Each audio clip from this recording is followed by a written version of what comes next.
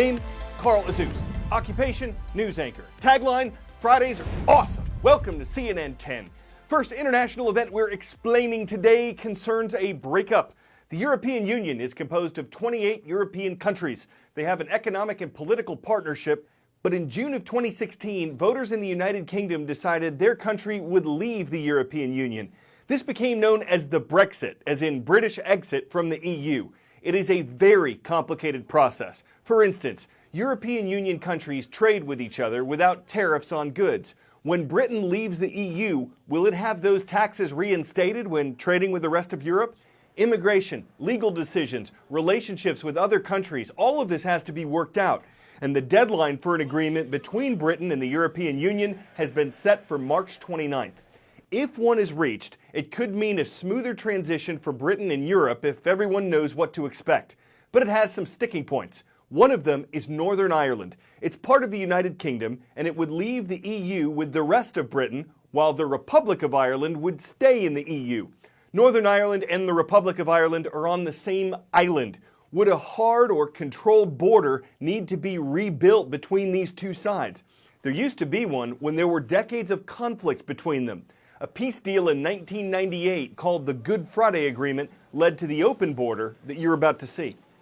This right here is the border between the north of Ireland on this side of the road and the south of Ireland on this side of the road.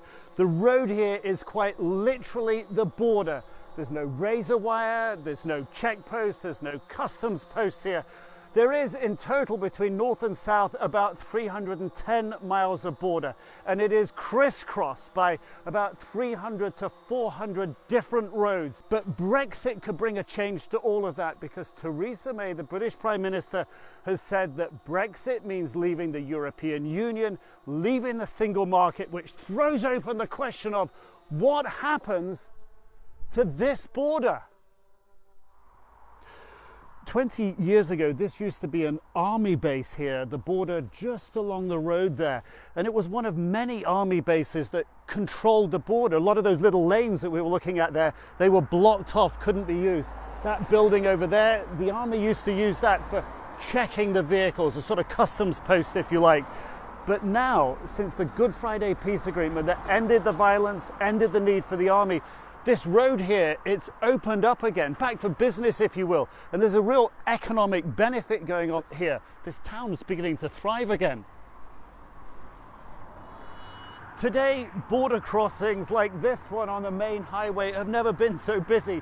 More than 1 million vehicles a month crossing over all these borders.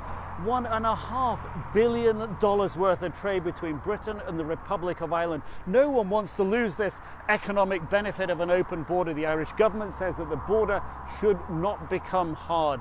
The British government, with this negotiation, is in a very difficult position right now. The European Union supports the Irish government. The borders, they want them open for trade. 10-second trivia. Bit of a geography quiz today. Which of these nations is located between Egypt and Jordan? Israel, Libya, Saudi Arabia, or Syria? Only the nation of Israel shares a border with Egypt and Jordan.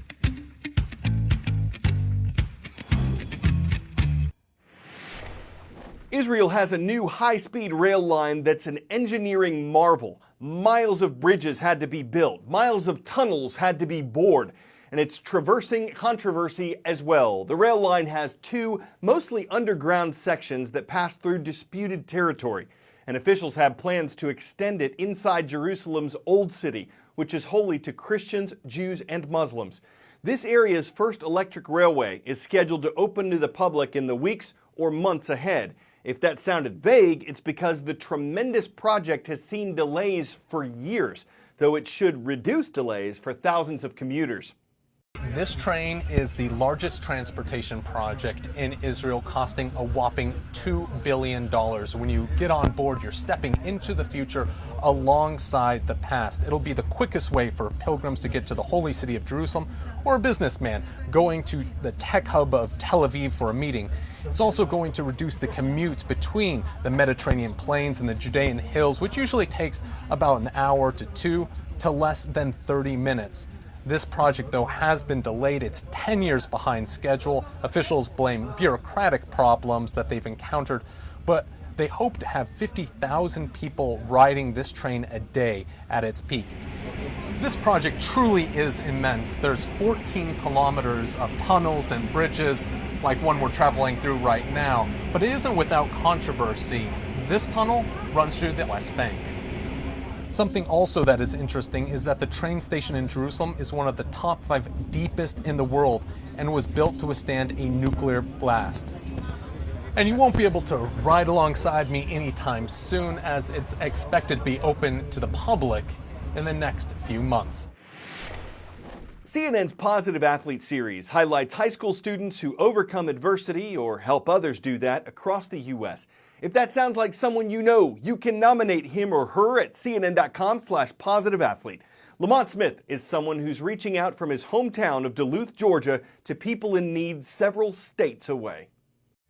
Lamont started getting involved in basketball when he was about 5 years old. Basketball teaches you more than what you just do on the court. Like, they teach you stuff about life that you don't even realize you're learning. He's a floor general. He understands the game inside and out. Off the court, he's an amazing kid. He's big in the community. He knows what he's doing as far as help and relief, and he really cares about people in general. When I was about 6th grade, a house down the street caught on fire right before Christmas time. He was a little boy. He was like 5, 6 years old, and his parents had just bought him an Xbox. And I had one already, but like I barely played it, so it didn't make sense because as a kid, like I pretty much got everything I wanted. So when they told me that, I just gave them the Xbox, like, you can have it, Christmas gift. Hurricane Harvey, one of his old teammates, him and his family happened to move to Houston. And when he saw the devastation, he was like, "Mom, Andrew and his family's down there. Can we just do it? Can we just do it? I just want to help people." The school, the community sent clothes that they no longer wore. We packed up a couple tractor trailers, sent it down to Houston, flew down there and organized everything and had a drive at this church and gave out a lot of stuff to, it was a good amount of people. It was a good show. What we took to Houston, we did truckloads of water. We took diapers, any type of toiletries. We collected clothes. We did basically anything that you would need for your everyday household. I believe in good karma, so I feel like if you do help out, something will come in the future and return on you. And I mean, all in all, it's a good thing to do. I don't see why you wouldn't want to get back. He's never said it. It's just like, okay, we've done it. What are we gonna do next? He doesn't take it as anything to get glory out of it. And that's what I think I love about him so much.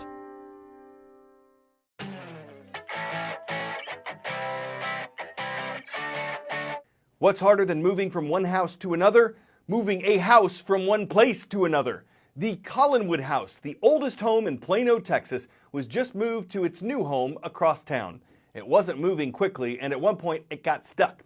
But it's part of a family legacy. This house was originally built in 1861 by the great-great-grandfather of a man who helped buy it back just this year.